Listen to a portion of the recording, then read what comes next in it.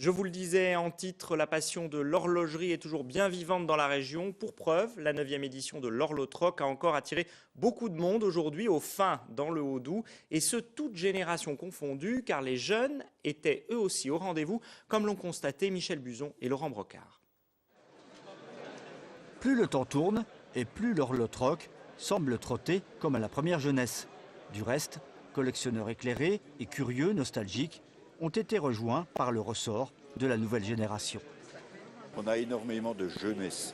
Les jeunes sont énormément attirés par tout ce qui est mécanisme, horlogerie.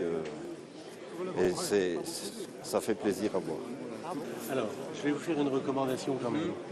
Quand vous la refermez, ne refermez jamais sur le centre. D'accord. Parce que le verre ici, c'est un verre de savonnette qui est très très fin. D'accord. J'ai fait un CAP horlogerie à Morteau, au Crétin de Morteau, et puis ça m'a plu, l'année là m'a plu, donc je continue encore à faire ma passion, quoi. Mon grand-père aimait les montres, donc avait une collection de montres, donc je continue un petit peu la collection, quoi. Montres rares, horloges précieuses et outillage d'époque ou plus récent, tout y est, jusqu'aux clés artisanales, très recherchées elles aussi. Je les collectionne depuis 35 ans. Puis bon, maintenant j'essaye d'acheter des clés un petit peu de plus haut niveau. Et en même temps, ça me permet d'avoir des choses que les autres n'ont pas. L'amour de l'horlogerie mène à tout, car rien ne se perd, tout se récupère. Comme ici pour fabriquer des bijoux de notre temps. Cette créatrice s'est lancée dans l'aventure il y a quelques mois. Lorsque les gens me rencontrent sur des stands, ils ont tout de suite l'idée de mettre, je dirais, en bijou la montre du grand-père qui reste dans un tiroir et puis de le monter en collier ou en bague pour pouvoir poursuivre, je dirais, le côté affectif et de le porter tous les jours.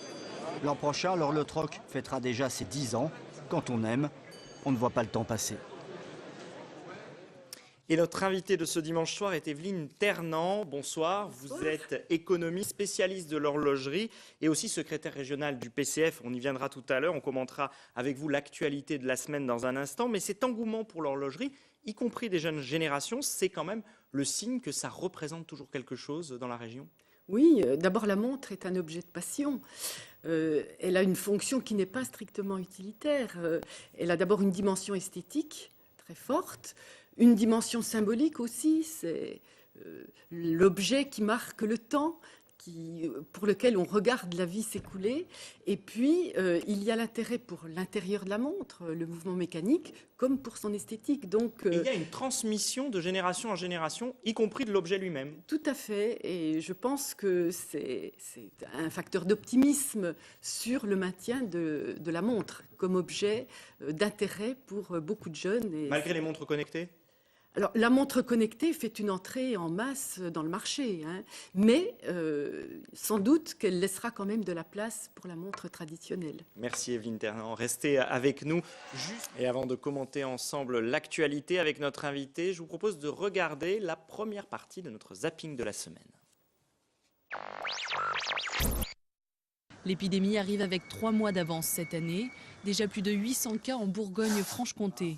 Le Doubs, Lyon et la Côte d'Or sont même au-dessus du seuil épidémique. Bruno prépare une livraison un peu particulière.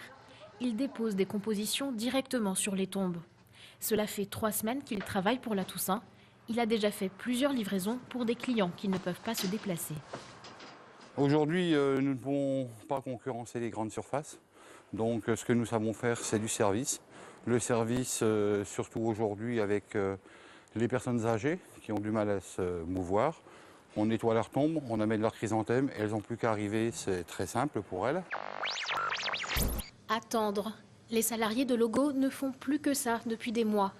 Dans des ateliers presque vides, ils attendaient ce matin une décision du tribunal de commerce de Lyon qui devait statuer sur l'avenir de la lunetterie. Mais la période d'observation de l'entreprise a été prolongée jusqu'au 15 novembre. Les salariés, pour la plupart en chômage partiel, continuent de se poser des questions sur leur avenir.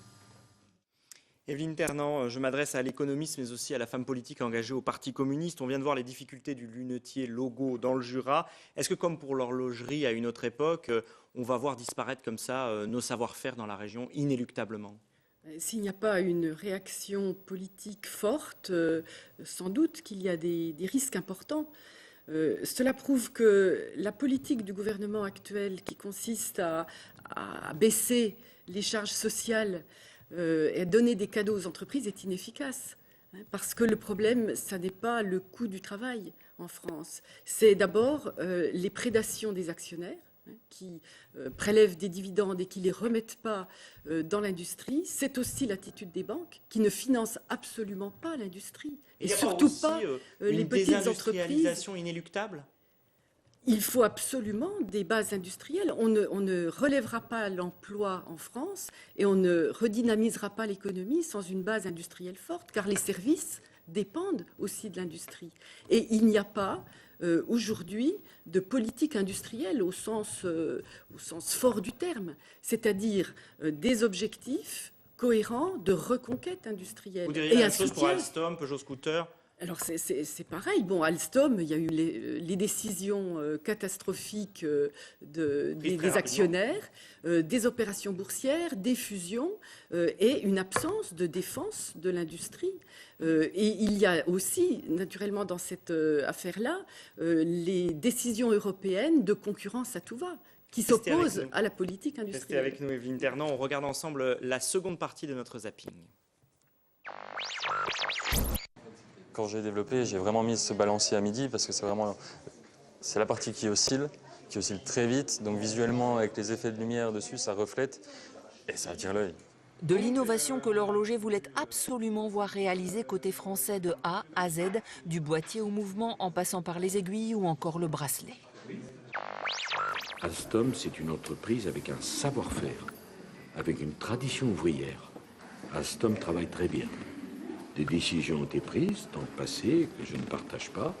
Il va falloir remettre l'ouvrage sur le métier. Il y a un avenir pour Alstom. Je ne laisserai pas partir l'industrie française.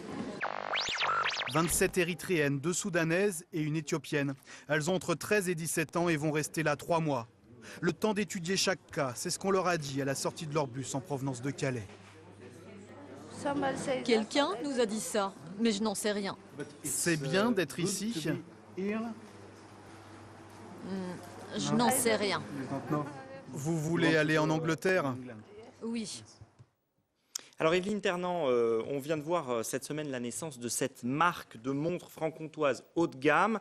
Vous qui avez étudié de près l'évolution de l'horlogerie française, comment est-ce que vous regardez cette aventure quand on sait qu'il y a en 2015 eu le retour de Libre qui a été très symbolique aussi dans la région ? Est-ce qu'on peut dire qu'il y a un frémissement ? C'est réjouissant, en tout cas, de voir que de jeunes créateurs veulent reconquérir une partie de la filière qui a complètement disparu, qui est la fabrication de mouvements. Ils veulent arriver à une montre 100% franc-comtoise. C'est possible ça, ou on rêve un peu ? Donc, alors, c'est possible dans le cadre de leur projet, qui est quand même un projet de petite série. De niche. De niche, de 100 montres de haut de gamme quand même, 5 000 €. Mais il y a des facteurs positifs possibles pour une relance. D'abord, il y a une envie de certains entrepreneurs. Il y a une attente de la population de voir relocaliser l'industrie. Et puis, il y a les savoir-faire importants qui sont demeurés, qui sont restés. Et en même temps, on voit qu'en Suisse, on l'a appris cette semaine, les chiffres de l'horlogerie suisse sont délicats. Après 10 années de croissance insolente, ils sont désormais mauvais. Bon ou mauvais pour nous, les voisins ?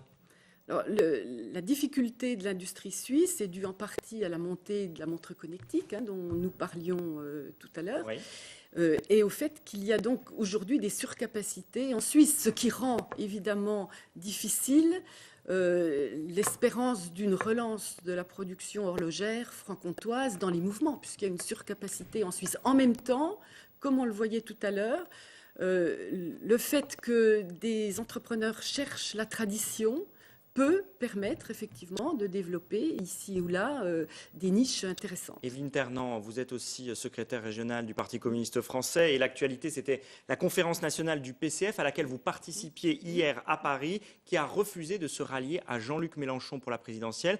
Vous voulez donc un candidat communiste à l'élection présidentielle ? Ce que voulaient les communistes et ce qu'ils veulent toujours aujourd'hui, c'est un rassemblement très large de toute la gauche qui ne se reconnaît pas dans le quinquennat catastrophique que nous venons d'avoir. Mais pas derrière Jean-Luc Mélenchon. Avec une candidature unique à la présidentielle et des candidatures aux législatives. Le risque, ce n'est pas que Mélenchon vous phagocyte. ce rassemblement. Oui. Nous voulons ce rassemblement. Mélenchon risque de vous phagocyter, et si vous ne soutenez pas Jean-Luc Mélenchon, eh bien, vous risquez de faire perdre la gauche au premier tour avec un candidat communiste. Le problème, c'est qu'aujourd'hui, les conditions ne sont pas réunies pour qu'il y ait ce rassemblement très large.